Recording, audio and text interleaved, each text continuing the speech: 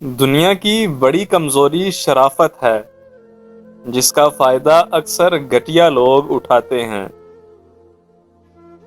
انسان کو برباد کرنے میں انہی لوگوں کا ہاتھ ہوتا ہے جو گلے لگا کر کہتے ہیں ہمیشہ خوش رہو، بدن سے میل صاف کر لیتے ہیں لیکن دلوں سے نفرتیں صاف نہیں کرتے۔ جائز کمائی انسان کھاتا ہے لیکن ناجائز کمائی انسان کو کھا جاتی ہے۔ زبردستی کسی پر مسلط ہونے سے کہیں بہتر ہے کہ اپنی ذات کے ٹکڑے اٹھائیں اور الگ ہو جائیں۔ مشکلیں آئیں گی اور چلی جائیں گی، بس دیکھنا یہ ہوتا ہے کہ کون کس حد تک ساتھ دیتا ہے۔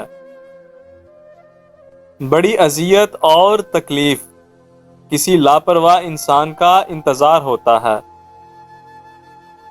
آج کے دور میں رشتوں کی نہیں، مطلب کی قدر ہوتی ہے۔ کسی وقت بھی کسی بھی انسان سے کسی بھی قسم کی مایوسی کے لیے ہر وقت تیار رہنا چاہیے۔ صبر ایسی شے ہے جو کسی کا بھی غرور توڑ دیتی ہے۔ جو رب کریم انار کے دانوں کو ترتیب دینے پر قدرت رکھتا ہے، بے شک وہ رب کریم ہمارے حالات بدلنے پر بھی اختیار رکھتا ہے۔ جن کے ساتھ زندگی گزارنی ہو ان میں نقص تلاش نہیں کیے جاتے۔ جدائی کی گھڑی تک محبت اپنی گہرائی سے نا واقف رہتی ہے۔ زندگی کی بہترین ہجرت یہ ہے کہ گناہوں سے نیکیوں کی طرف آنا۔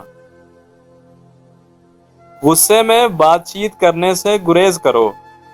آپ کی بات چیت درست ہو سکتی ہے مگر آپ کا انداز غلط ہو جاتا ہے اور آپ بہت کچھ کھو دیتے ہو۔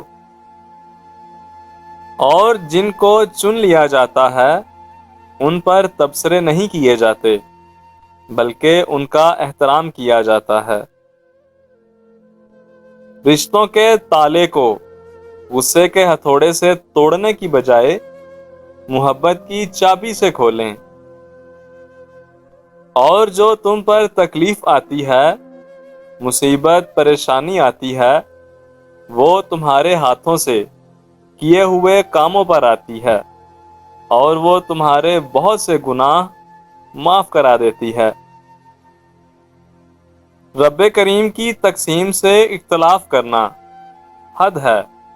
اللہ کریم سے بہتر بھلا کون جانتا ہے کہ ہم کس چیز کے مستحق ہیں۔ آگے بڑھنے کے لیے پیچھے کے دروازے بند کرنے پڑتے ہیں۔ پہلے خون کے رشتے ہوتے تھے، اب رشتوں کے خون ہوتے ہیں۔ وہ گناہگار انسان ہے جس کو لوگوں کی برائی کے لیے وقت ملے۔ جب آپ کے دل میں کسی کی نفرت پیدا ہونے لگے تو فوراً اس کی اچھائی کو یاد کرو۔ اکثر اوقات خوش فہمی کو بھی دل میں جگہ دو، اس سے انسان کا دل راضی رہتا ہے۔ مرتبہ اور بلندی چاہتے ہو تو خدمت کرو اور ہمیشہ عزت چاہتے ہو تو خاموش رہو۔ کمینے انسان کی نشانی یہ ہے کہ آپ اس کو جس قدر بڑھ کے عزت دیں گے وہ اس کا صلہ اتنا ہی تکلیف کی شکل میں دے گا۔ زیادہ مذاق کرنے سے انسان کی عزت چلی جاتی ہے اور لوگوں سے دشمنی پیدا ہو جاتی ہے۔